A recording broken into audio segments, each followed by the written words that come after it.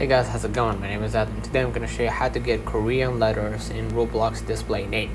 So first of all, change the display name on Roblox. Go to the Roblox website and log in.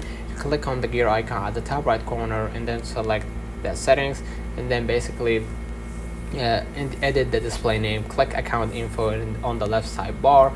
Under the display name, click edit, and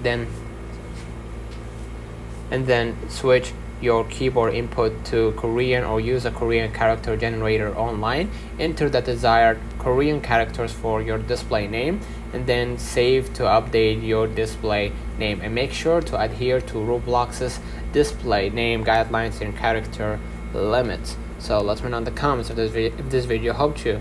Don't forget to like and subscribe, turn on the notification bell to receive every video we upload. Thank you for watching. We will definitely see you